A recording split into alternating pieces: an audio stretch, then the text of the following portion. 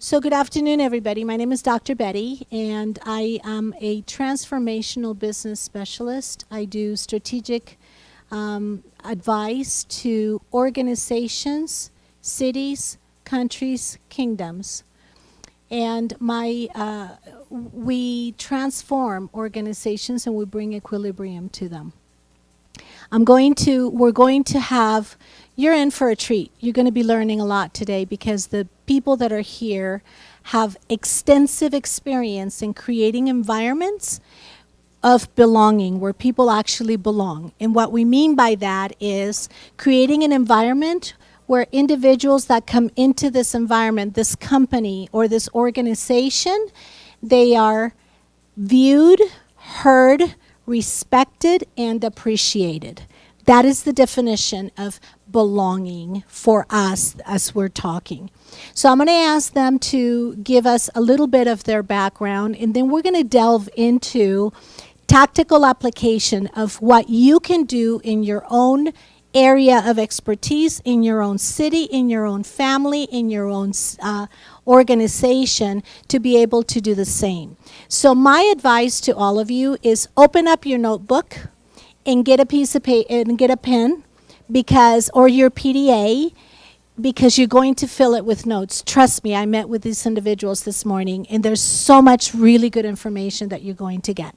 So, hi. Why don't we go around and just tell us your background. Great. Good afternoon. Thanks for being here. Can you guys hear me okay? Yep. Okay, so I am Ivan Barron, or Ivan Barron in English, depending on where I am. My I realized now that the first understanding of belonging came when I, at the age of 9, immigrated to the U.S. with my family. And I found myself very quickly in the back of a classroom in a school, isolated and not belonging to anything, okay? And that's when I realized what belonging was, because I was not part of that, right? So I spent the rest of my life, I guess, in retrospect, building educational communities, okay, in school systems, at universities, for philanthropies, bringing people together around learning and education, because that's what I lacked when I was really young. So I spent significant years, the programs I've built for the Gates Foundation, JP Morgan Chase Global Philanthropies, several universities. I've been doing since I was like 18 years old, creating education and learning programs. I have a PhD in educational sciences and learning because I wanted to understand what would bond people together around learning. So I've been doing this for a long time. The programs I've built have served probably now close to 10,000 people or so, and they continue on. So they've lasted, right? So we'll talk more about that later, but good to be here. Thank you, Ivan. Well, hello, my name is Elizabeth Fuchs.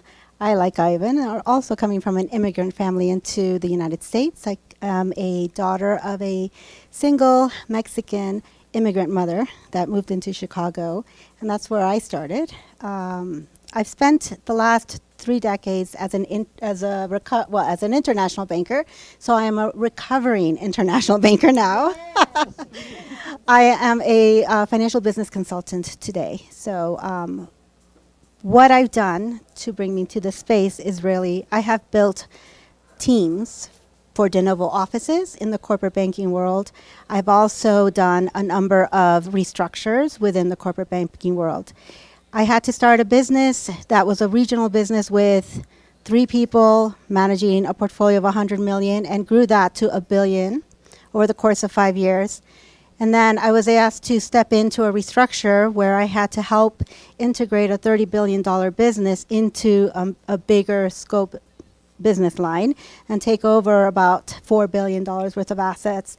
And then after that, I was tasked with restructuring that business a number of times until we found a permanent home within the organization. So that's my background. So worked with a lot of different types of teams in my career.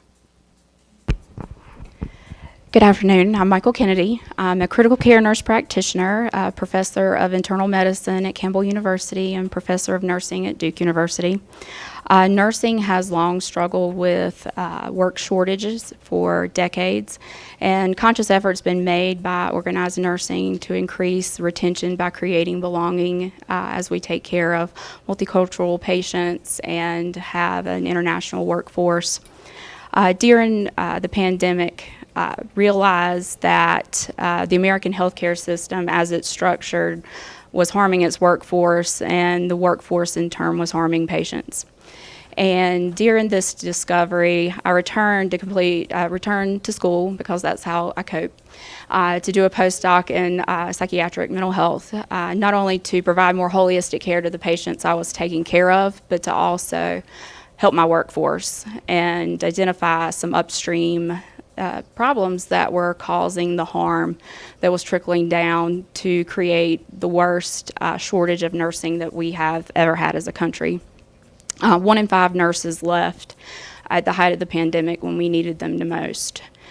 So in looking at the retention of what is in place to keep nursing there that we have recruited, violence. Violence is something that is an expected part of your nursing workday, whether it is physical violence or lateral violence.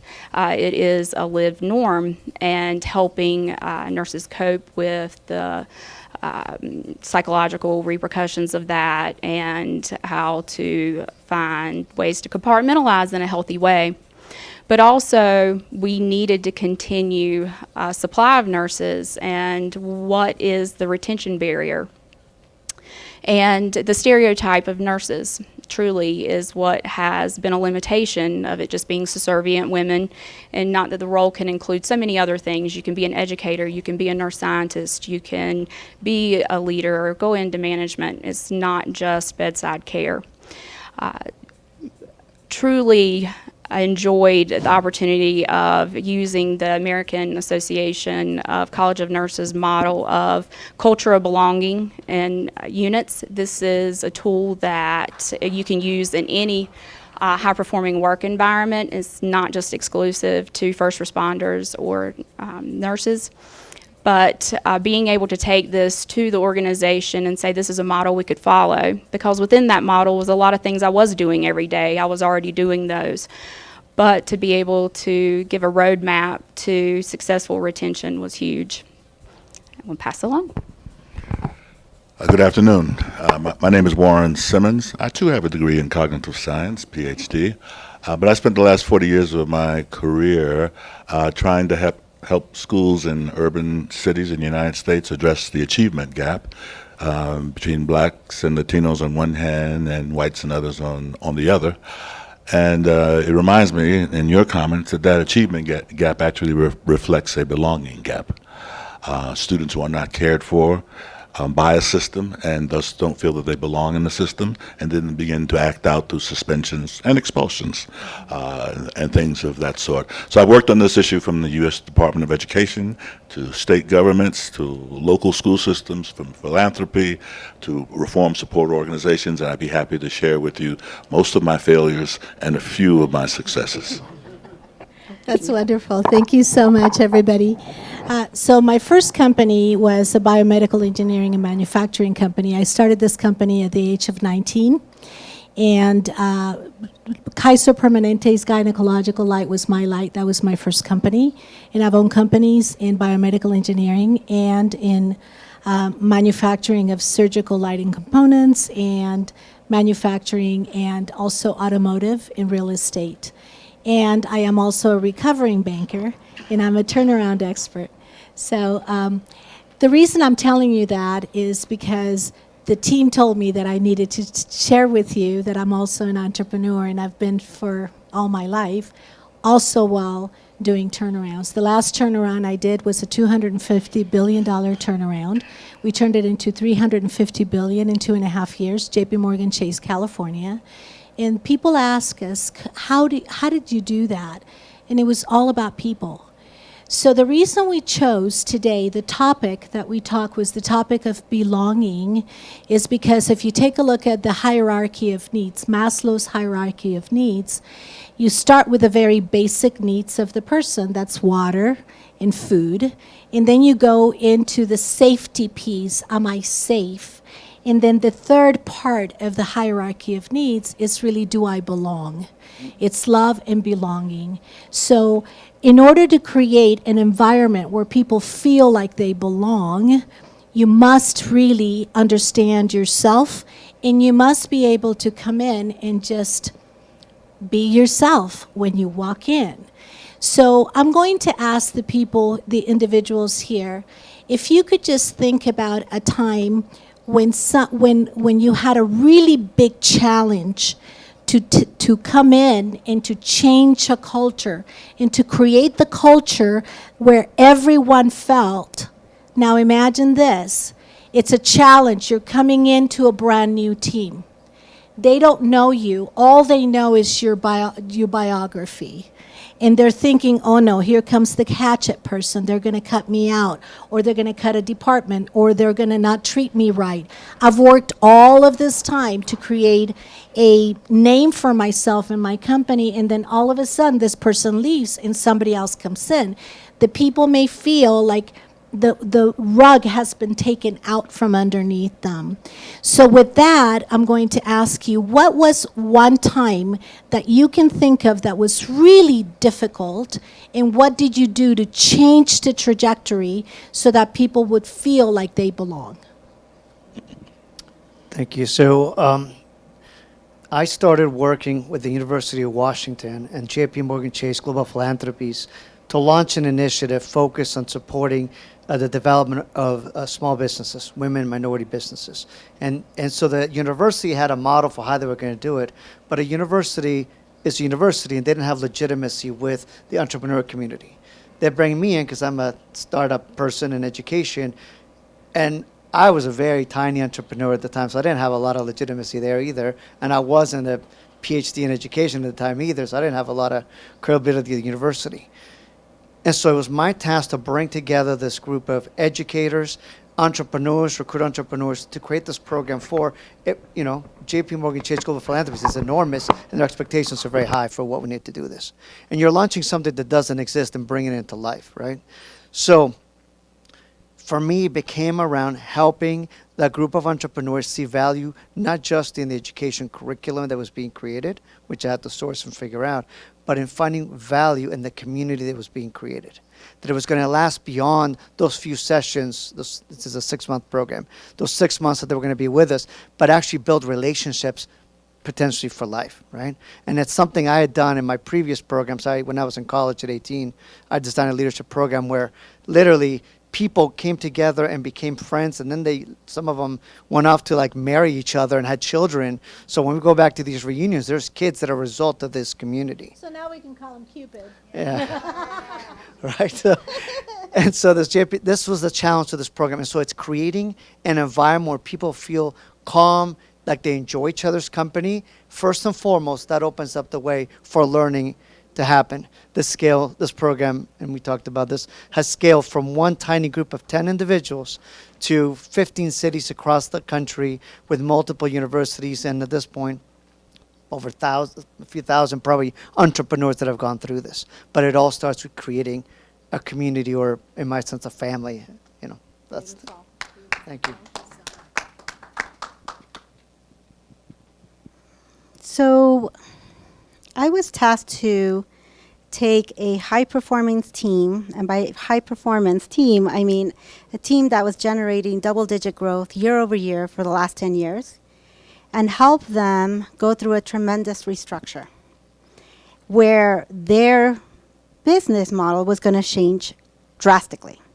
They were going to go from this high-performing double-digit team to having to embrace the portfolio of clients that no one in the bank wanted. Why? Because it was very difficult, it was very structured, it had a lot of international risk associated to it, so you really needed to be on top of your game to understand your client and maneuver through their needs. So when I walk in through the door, the first thing I did was really learn my team. Who is this team that I inherited? And I deliberately took the time to meet them one-on-one and be vulnerable with them.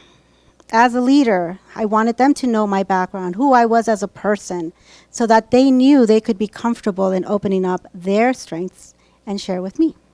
So I spent, I would say, probably 30 days really just understanding the team that I inherited and identified their strengths. I try to focus on strengths and less on what they don't bring to the table. And then I took the next step to really help the team understand each other's strengths so that we as a team could embrace this new challenge we had in front of us. And I can tell you that we were tasked to inherit a portfolio about 1.1 billion. Within a year, we were 1.6 billion because we didn't know how to not be a high-performing double-digit growth team despite all of the challenges that they put to us. But it's being vulnerable, taking the time to understand the team's strength, and helping the team understand their strengths as well.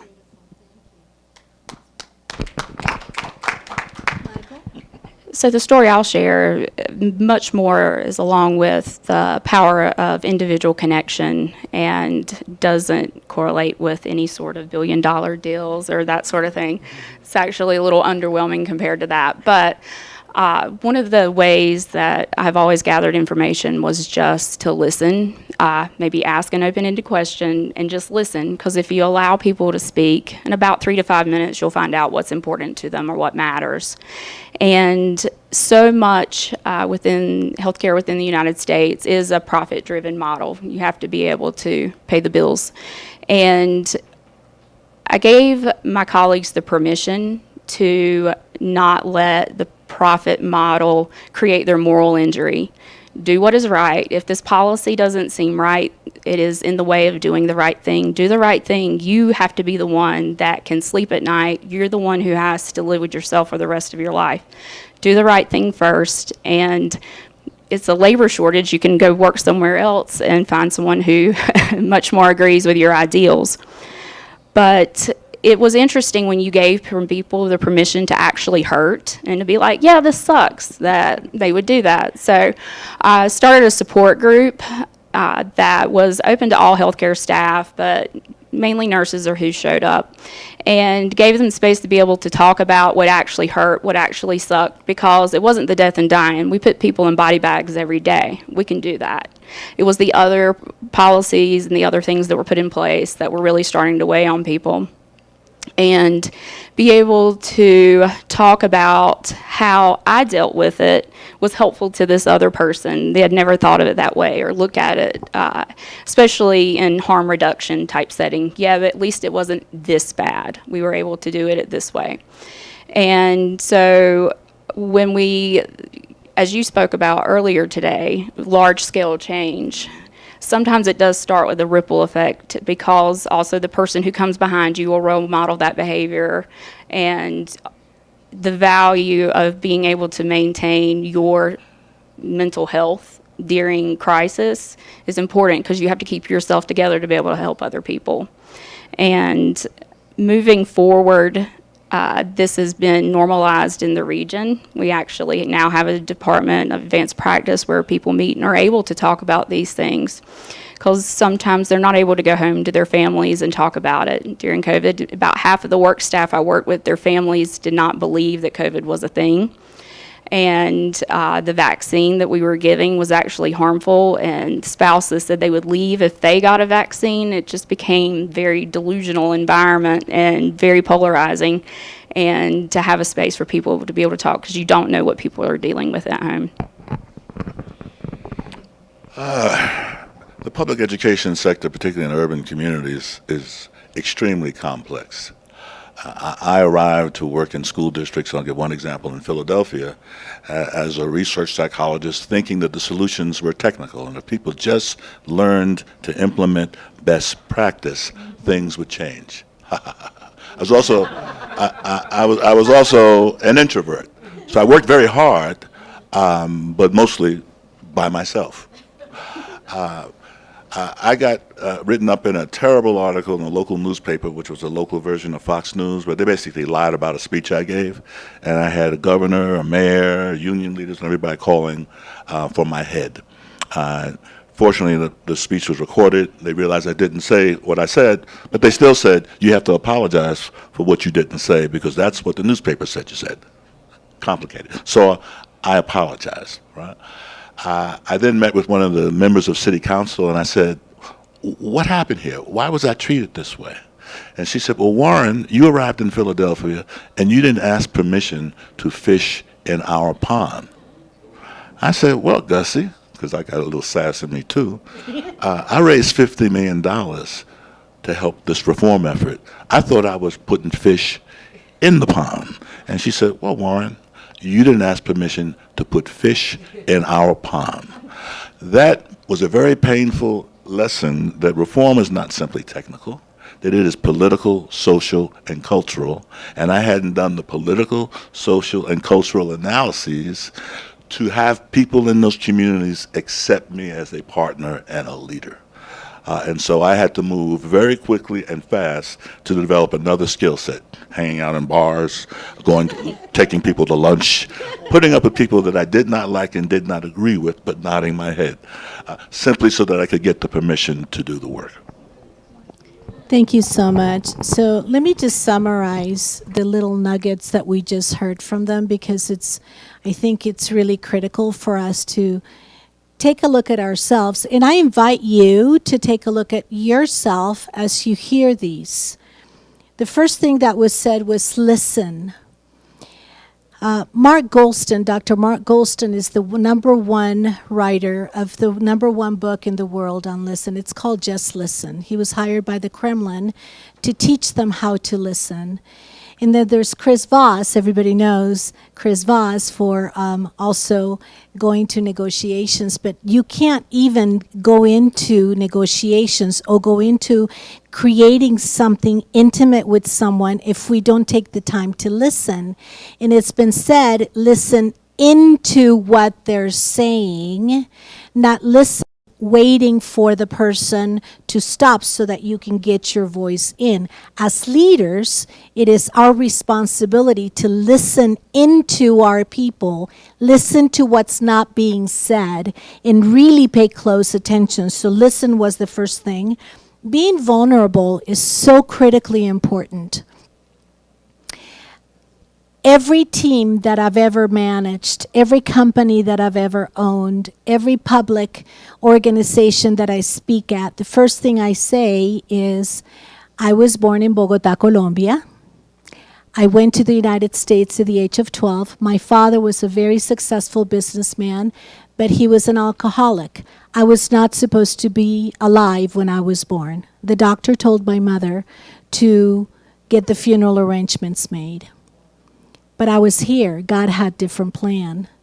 And so I went to the United States, and in an airplane ride, I became the mother of my 6-year-old child, my mother's 6-year-old child, my brother. And I was 12 years old, and I vowed that I was someday going to retire my mom. And so I worked really hard. And in my first job in banking, I am also a recovering banker, I retired my mom. And that's my why. My why is to everything that I do is so that people like me can be risen up, so that women, so that minorities, so that people that don't feel like they belonged, I can create an environment where they too can feel like they belong, and then reaching back and coming in.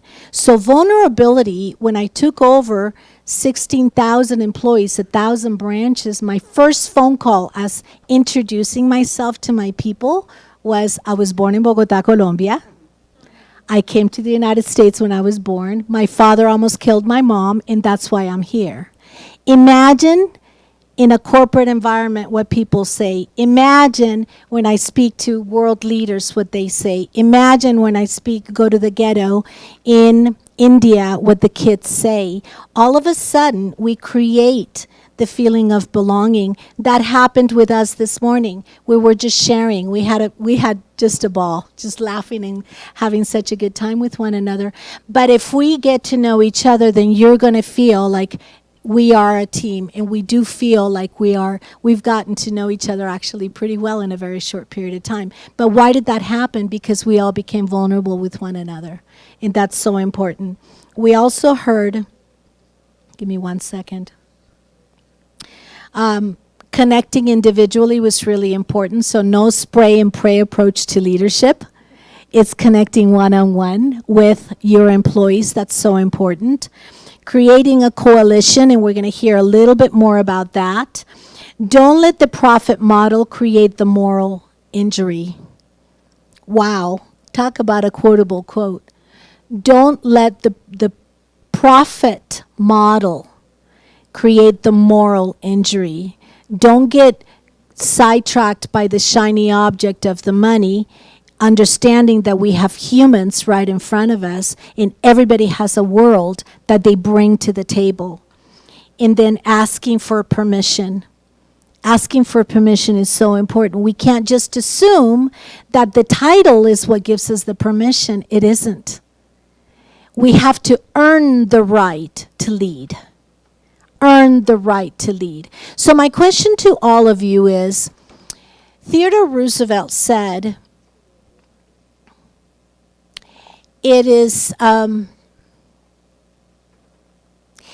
really understanding that you really are cared for and not so much that you know. It is not about who you know, it's not how much you know, but how much you care that really makes the difference.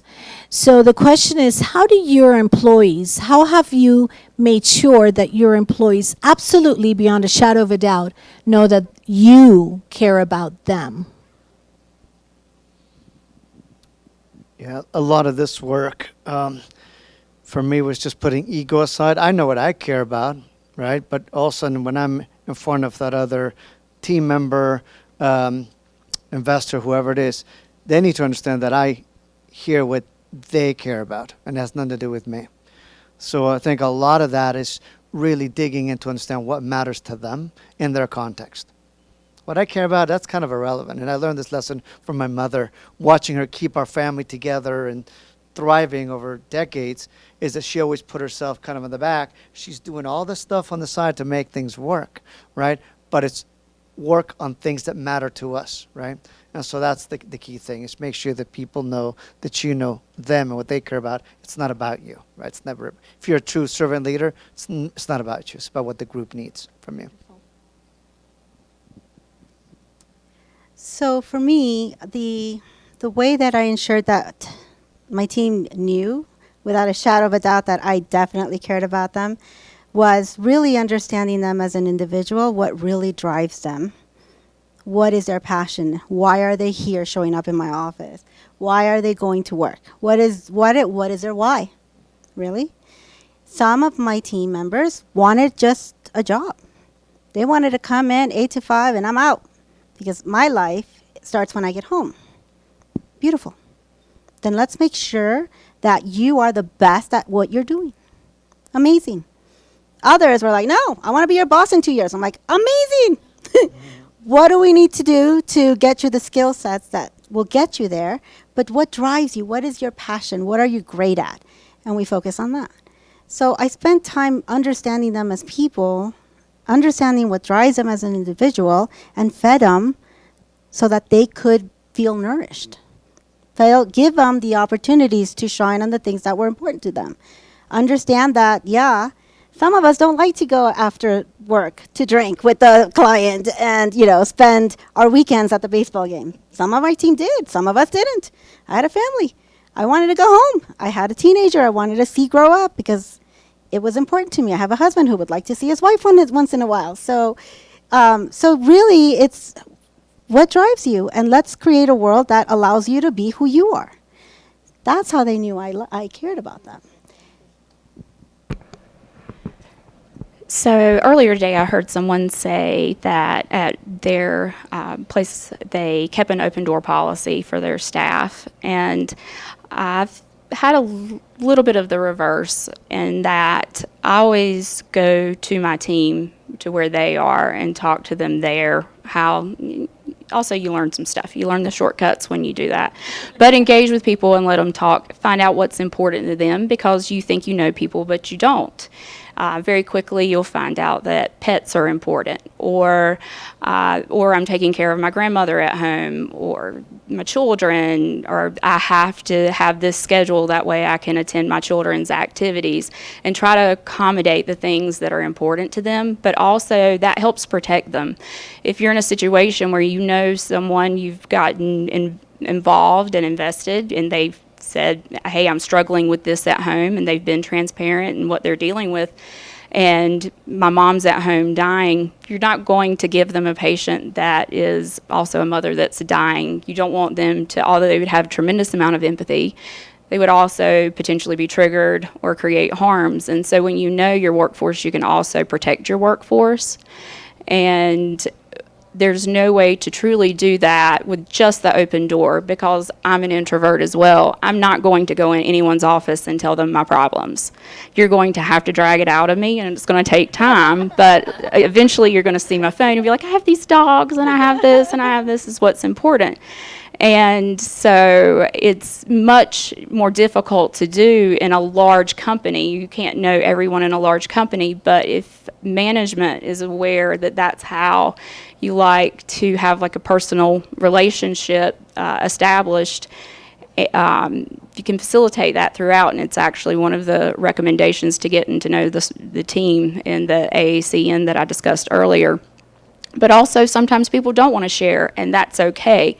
They don't have to come in and tell, or may not be comfortable telling those things, but you're aware of what's important, and whenever it comes up, you can do the best you can to try to help them, even if it means switching a shift with them or help try to facilitate some sort of compromise in a huge change at work that can help them get to what's important. So urban public education systems, K-12 in the United States, masquerade as organizations that are led by leaders.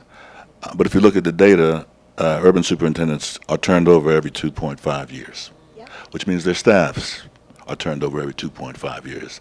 So if you take an individual leadership approach to changing urban school systems, you are going to fail, because the system will get rid of you in 2 years and then bring in another savior. So there's been a savior model that has been used to excuse the public's responsibility for leading change itself, right? To bring in the outside expert, the introvert, whatever you want to call it, the savior. We work for 2 years, gain a reputation, and then we go somewhere else and get kicked out.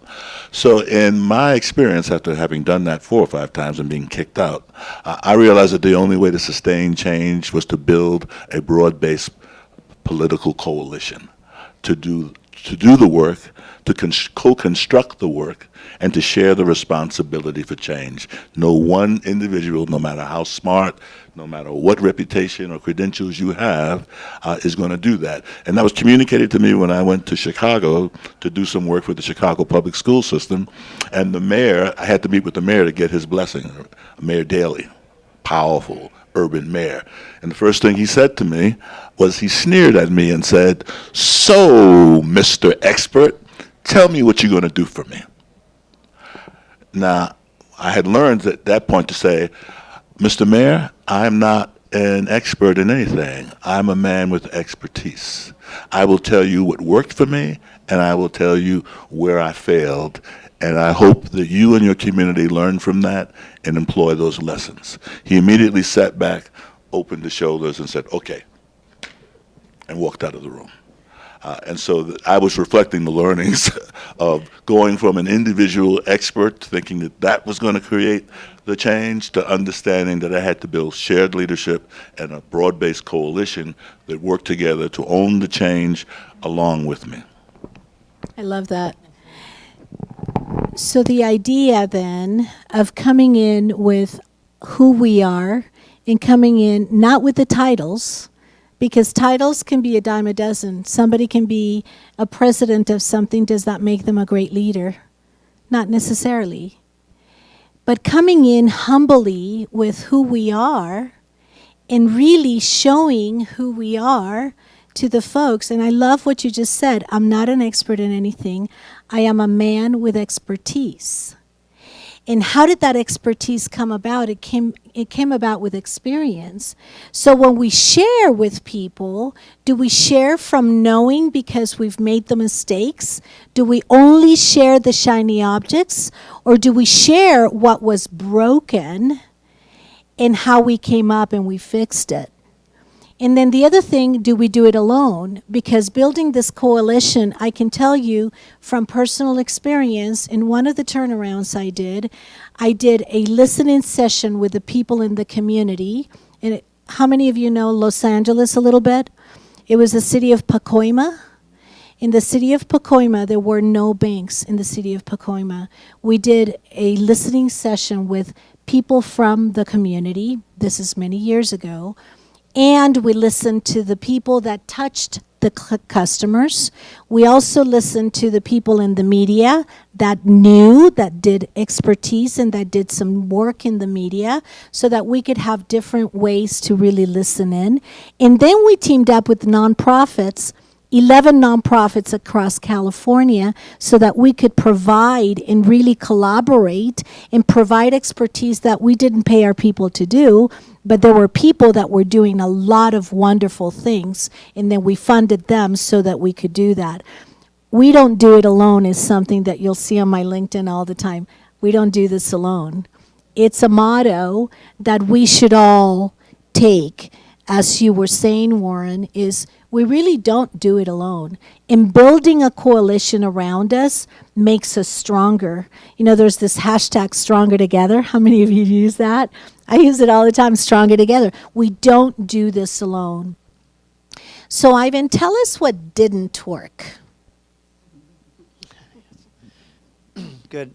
So what didn't work?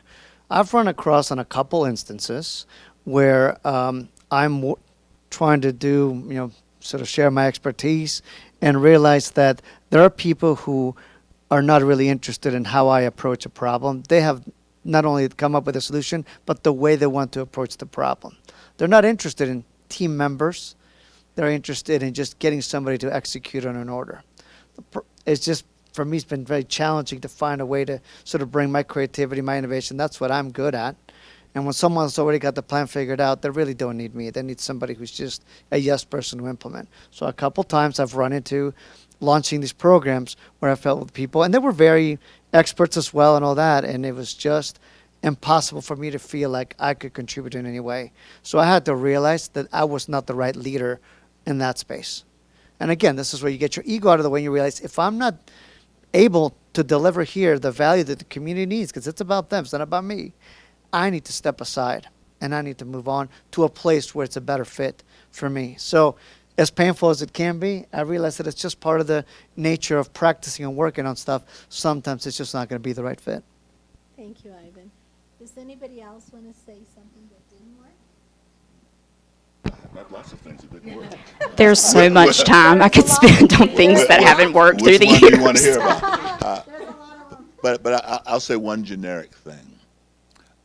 In the United States, there is this fundamental belief that you can change schools by showing them what best practice looks like, right?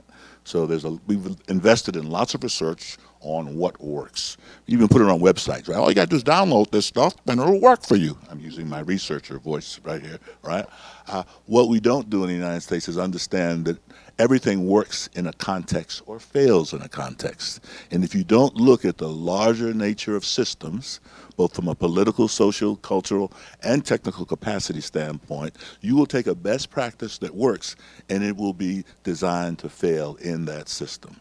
And so I spent a lot of time helping communities that are only accustomed to looking at a classroom or a school or a teacher or a principal to say, you've got to look beyond that. You got to look at the mayor's office. You got to look at the city council. You've got to look at the way buildings, who funds the development of buildings.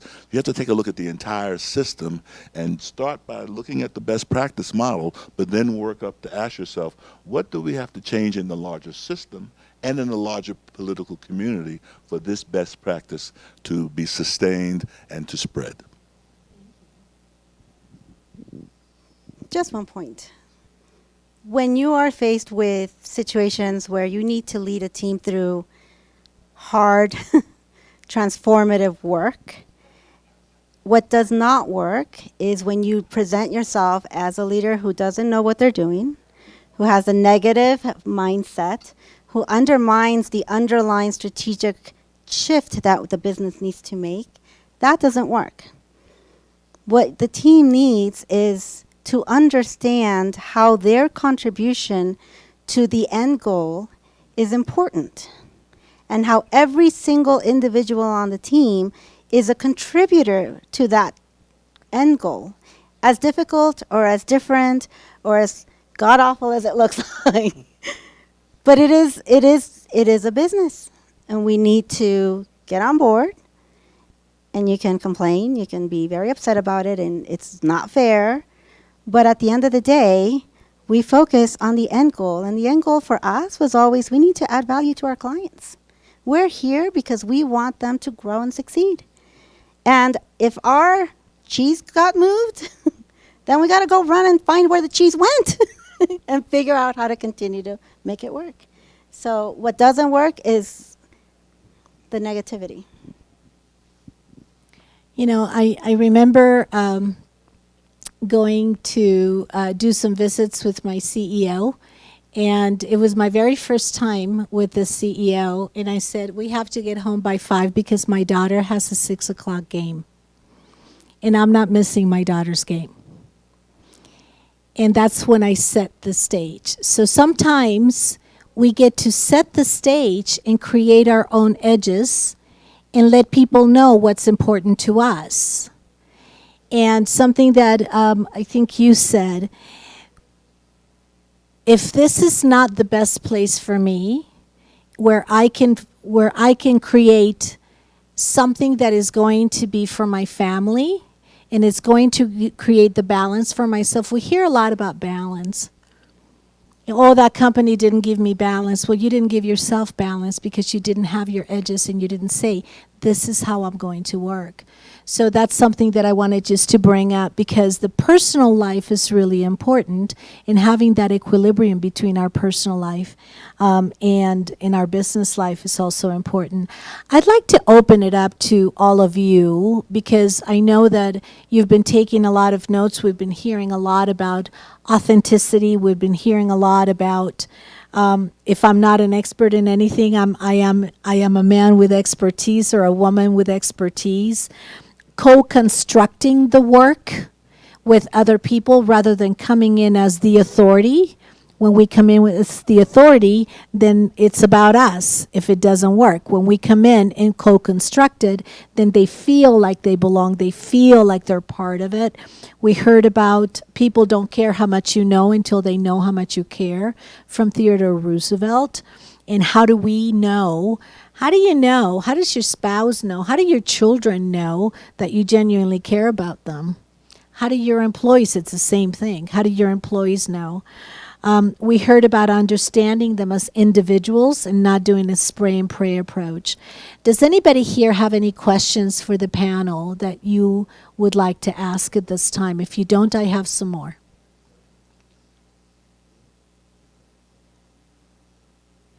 Yes.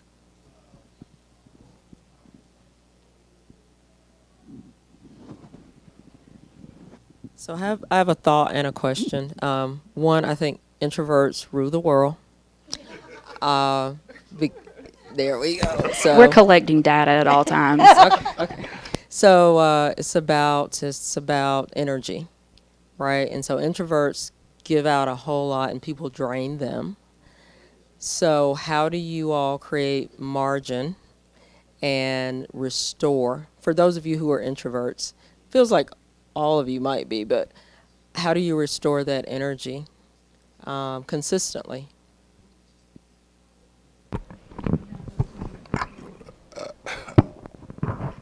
I don't want to speak for all introverts. So I did the Myers-Briggs, which you might be familiar with. I'm an INTJ, so there's more other complex stuff. But the importance of building a team, and the importance of building a team with a variety of skill sets that complement your own.